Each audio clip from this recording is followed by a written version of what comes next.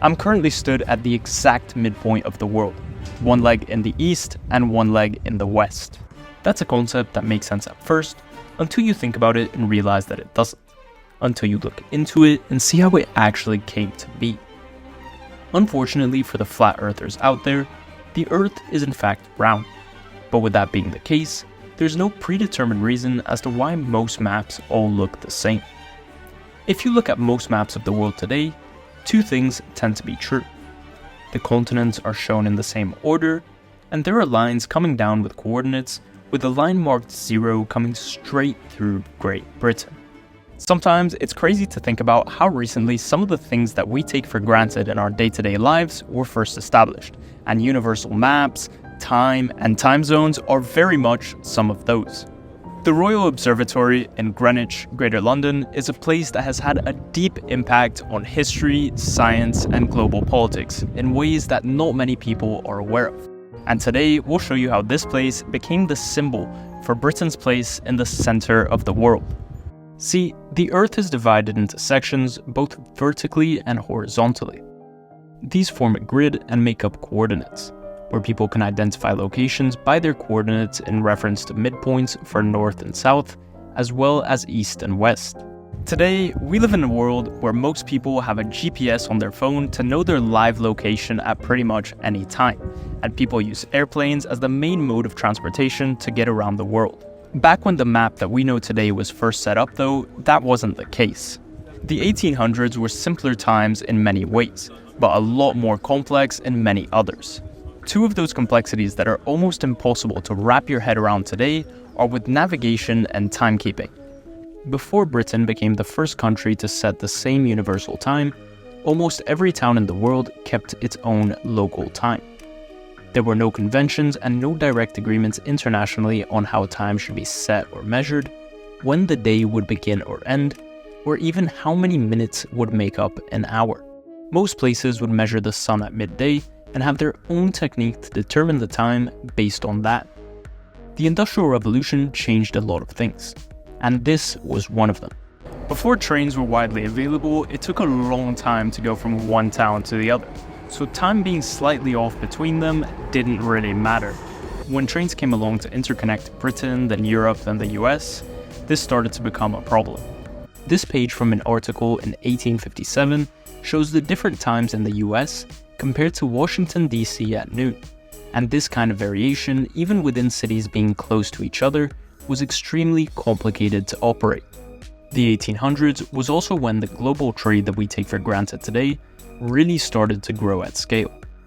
There was always trade and bilateral relations between countries for centuries prior, but this was when peak Pax Britannica capitalism started to go into full swing, and people in positions of power around the world were looking for ways to make things more seamless.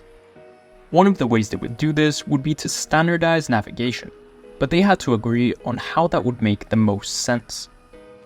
The thing is, the world isn't a perfectly round sphere. It's more of an ellipsoid, which is basically a sphere, but the top and bottom are squished together a little more, and the sides protrude a bit as a result of that. The Earth has a north and south pole, and those are set in stone.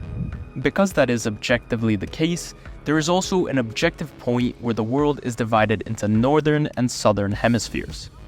The equator is a set point along the Earth's circumference that divides the north from the south. Ecuador, because of its location, was even named after the line, and the diameter of the Earth at this point is about 23 kilometers greater than it is at the poles. There are several videos you can find online of locals there showing how gravity behaves differently in the north and the south versus on the line itself, and that could be set without much of a need for an international conference to determine its truth. The latitude of the Earth then, defining its north and south, is easily findable and explainable. It's scientific and has many use cases.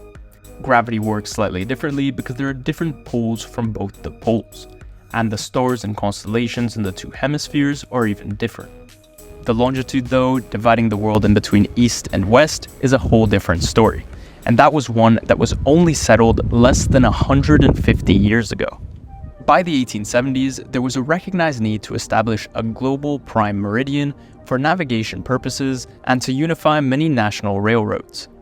The meridian is just the official name for a line of longitude on the map, and the prime meridian specifically is one that is designated to determine east and west on either side of it. Each country tended to have their own meridian, usually as their capital city, and their train times were full of complex calculations for specific cities along a route. In 1847, Britain became the first country to unify their clocks under a central system, and they used this place to determine that baseline. From that, all trains were aligned under one central system, which made things a lot more seamless. In 1871, there was the first International Geographical Conference in Antwerp, which established the prime meridian at Greenwich and recommended its adoption around the world within the next 15 years. In the decades that followed, several international conferences were held to discuss the questions of time and the international prime meridian. The event that really set the stage for the final conference, though, was in Chicago in 1883, where railroad executives at the time met and agreed to divide the US into 5 distinct time zones, using Greenwich as the prime meridian. That set the stage for the 1884 Washington, D.C. International Meridian Conference, where 41 delegates from 26 different countries around the world came together to discuss the questions of the meridian and time. In that, the overwhelming majority went with using Greenwich as the prime meridian point, building on the steps that had started more than a decade prior. Once the prime meridian was established here, it was determined that the world would not only be split here between east and west, but also that this would be the baseline for dictating time around the world. To the west of Greenwich Mean Time, time would go backwards for up to 12 hours, whereas to the east, it would go forward for up to 12 hours. Both of them meet at the international dateline, where the time is the same but the days are different. That is a whole complex series of lines and patterns that are well beyond the scope of this video. But if you're interested in finding out more about it, let me know in the comments below and I'll be sure to make a video on the topic. At the time of the 1884 conference, Britain was at the peak of its powers. It had colonial holdings in every continent, was the world's preeminent economic superpower, and crucially for the time, had by far the largest navy. The Royal Observatory, where I now stand, first started being built in 1675, and it was the centerpiece for navigation, astrology, and exploration for the British Empire for the best part of 300 years. In 1714, the British government first set up a form of a competition, where people were incentivized with rewards for being able to devise the best way to measure longitude. This made a lot of people interested in thinking about and coming up with answers to these questions. And for the next 100 years, people started working on refining the measurement system to make it easier to navigate the world. The Royal Observatory was used by astronomers for centuries for mapping out the stars and measuring longitude. And there were 4 different measuring instruments set up here before the Erie Transit Circle was adopted as the prime meridian in that 1884 conference. That set up the concept of GMT, Greenwich Mean Time. The rest of the world basically used that as a general guide and anchor to set their times in reference to, depending on how far out their longitude was.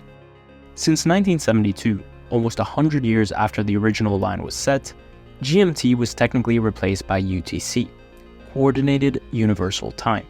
The line measuring that is about 100 meters east of the Erie Transit Line, and it was set to be a more accurate place for measurement. Based on how longitude was set up and how time was to be determined off the back of that, it should be something pretty straightforward. Because we're speaking about countries agreeing on things though, history and politics tend to come into the equation, and with this case, it's no different. If you look at the map of the world with longitude and latitude lines, it is set up as a grid and perfectly made for coordinates. If you look at the actual map of time zones though, they're far from that.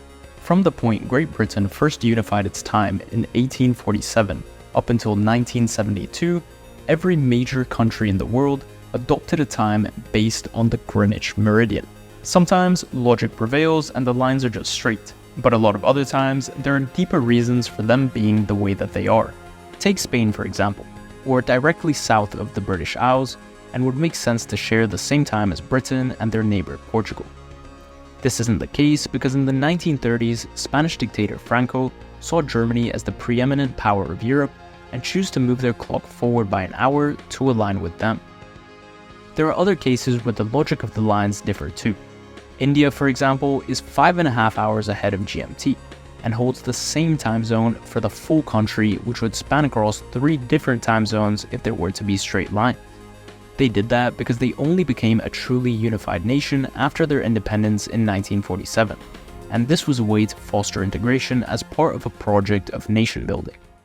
The other big one is China, who is 8 hours ahead of GMT, uniformly as a nation, despite having the territory to span across 5 different time zones. This again is part of a project of national unity, especially since the historic core of the Chinese state is based around the eastern part of the country. China specifically is a great example of resistance to uniformly mapping out the world like this. They weren't even invited to the 1884 conference, despite being the world's wealthiest state at the time, presumably because they had recently been in wars with France and Britain, where they lost a lot of sovereignty over territories that they owned or had influence over. When they make their maps there, they still put China at the center of the world, which is understandable. They see themselves as one of the world's oldest civilizations, finally back where they belong in the power standings of nations, identifying themselves in opposition and with a distinct otherness to the West, so it makes more sense for them to project themselves into the middle. In the end of the day, the use of Greenwich as the central location on which maps and the concepts of time were based is a product of its era, with Britain being the world's preeminent empire, the first to standardize their own time, investing heavily in the development of technology and research around mapping the longitude of the world, and with around 2/3 of all maps at the time already having Greenwich as their prime meridian, it made sense for it to be the point of departure for others. If the Industrial Revolution had started earlier in other places, if the world's preeminent empire was different at the time this conference was held, or if the conference itself was held in a different era, you can almost guarantee that things would have worked out differently. To me personally, it's a great example of 2 things that not a lot of people think about. Firstly, and most importantly, the world is made up pretty much entirely of social constructs. Aside from the laws of physics, things generally are the way they are because that's how people determine they should be.